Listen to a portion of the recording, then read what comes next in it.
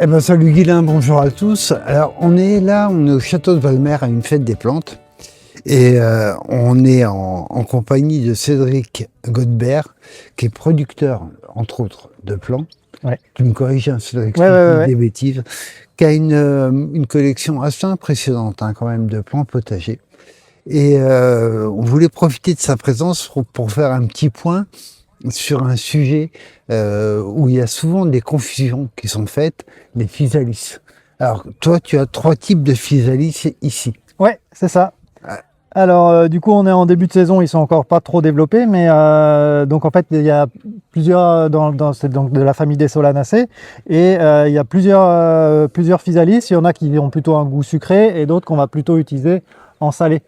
Alors, le fameux physalis pour faire la salsa. C'est ça, ouais, salsa verde, ouais. D'accord. Et donc, celui, c'est lequel? Alors, donc ça c'est ce qu'on appelle le tomatillo. Ouais. Donc on le trouve en plusieurs couleurs, il existe en vert ou en violet, donc c'est le Tomatillo philadelphica, et donc ça c'est une plante qui devient assez grande, hein. C'est quasiment plus volumineux qu'une aubergine. Ça fait un gros buisson assez volumineux avec des fruits assez gros, quoi, beaucoup plus gros qu'une tomate cerise. Et donc c'est encagé comme un physalis, mais à manger comme ça, c'est pas très bon. C'est vraiment cuit. Hein. Ouais, c'est ça. Ouais. On le consomme cuit. Alors moi, j'ai eu l'occasion de le goûter dans des restos vraiment émincé très très fin, donc cru quand même. Mais voilà, traditionnellement, en Amérique du Sud, il est plutôt consommé cuit, quoi. Oui, pour la salsa. C'est ça. Voilà, donc là, on va revenir. Donc là, aujourd'hui, on va sembler un peu pénible, mais c'est pour bien différencier les physalis. On va donner son nom botanique. C'est physalis. C'est Philadelphica, pardon. Voilà. Alors, il y a un physalis qui est très connu, qui est utilisé pas mal en pâtisserie pour décorer, etc.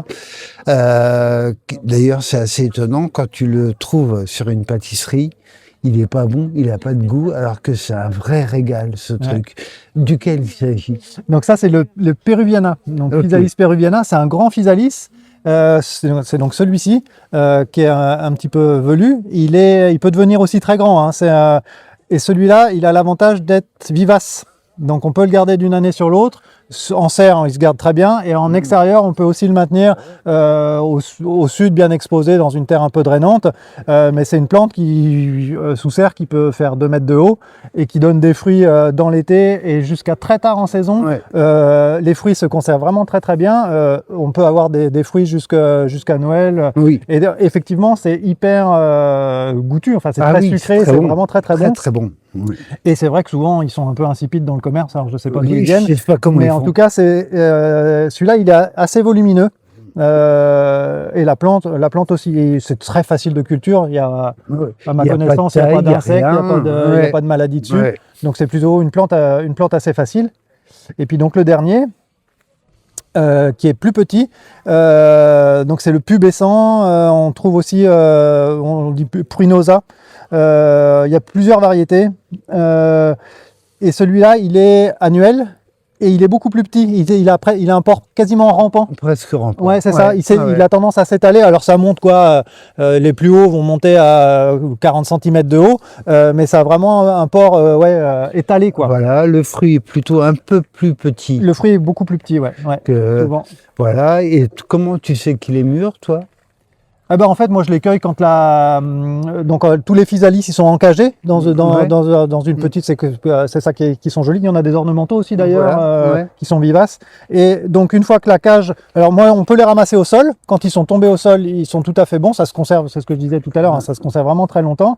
Et en fait, moi, j'attends que la cage soit, elle est verte avant maturité. Et puis en fait, elle devient grisâtre. Elle devient jaune, sèche. Et en fait, là, c'est le bon moment pour choisir. Alors après, on peut ouvrir la cage et puis regarder à l'intérieur comment il est, mais il faut qu'il soit bien jaune. Lui, le fruit, il passe du vert au jaune à l'intérieur de la cage, quoi. Quand il est jaune, il est consommable. J'en profite pour apporter une petite précision. Ce qu'on appelle amour en cage, c'est qui est vivace, que tu ne présentes pas là, qui est une plante officinale. Le fruit est comestible, mais pas bon. C'est l'alquéquinge, Physalis alkengi. Donc, ne soyez pas trop déçus Si vous avez ce physalis-là, effectivement, la baie est insipide. Il faut vraiment, pour avoir des choses qui ont du goût, de la saveur, revenir sur ces 3 types-là. On les renomme. Donc, Peruviana, celui qu'on a l'habitude, qui est vivace, qui peut être vivace et qui est très volumineux. Pruinosa ou pubescent, donc ça c'est le petit qui est plutôt annuel. Et puis donc le Philadelphica, donc qu'on appelle communément tomatillo, qu'on mange plutôt salé, donc avec plusieurs variantes de couleurs, quoi. Voilà, ben faites-vous plaisir. Bon appétit. Ouais.